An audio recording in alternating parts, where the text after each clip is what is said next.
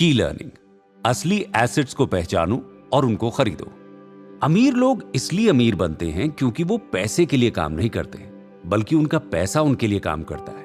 अमीर लोग अपने पैसों का इस्तेमाल और अमीर बनने के लिए करते हैं, और गरीब अपने पैसों का इस्तेमाल अमीर दिखने के लिए करते हैं। अमीर अपने पैसों को बढ़ाने का जरिया खरीदता है, खर्चा बढ़ाने का नहीं। जैसे आपके पास 10 लाख रुपए हैं तो आप 8 लाख की कार लेने की सोचेंगे। वहीं अमीर 10 लाख की दुकान लेगा जिससे किराया आए और उसकी कीमत और बढ़े। कार की तो शोरूम से निकलते ही 20% वैल्यू कम हो जाती।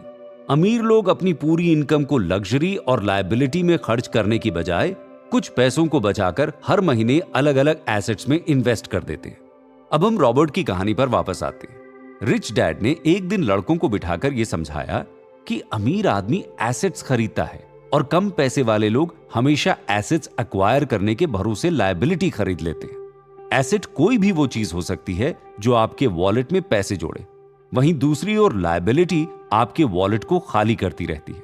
इसको एक एग्जाम्पल की मदद से और बेहतर समझने की कोशिश करते हैं। एक घर को हमेशा एसेट की तरह देखा जाता है, लेकिन असल में ये एक बहुत बड़ी लायबिलिटी होता है।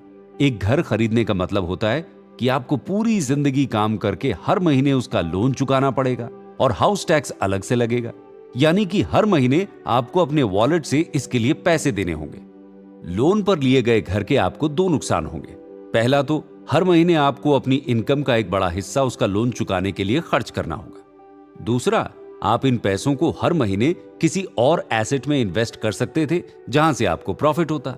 रिच डैड ने अपने ये लेसन को कंक्लूड करते हुए कहा कि अगर आपको अमीर बनना है तो असली एसेट्स को आइडेंटिफाई करके उनको खरीदते जाओ। अगर आप लायबिलिटीज खरीदते रहेंगे तो जिंदगी में पीछे ही रह जाएंगे। तो अपनी लायबिलिटीज और खर्चों को कम कीजिए और उन बचे हुए पैसों को एसेट्स में इन्वेस्ट कीजिए ताकि आपके पैसे आपके लिए काम करें और आपको प्रॉफिट कमा कर दें।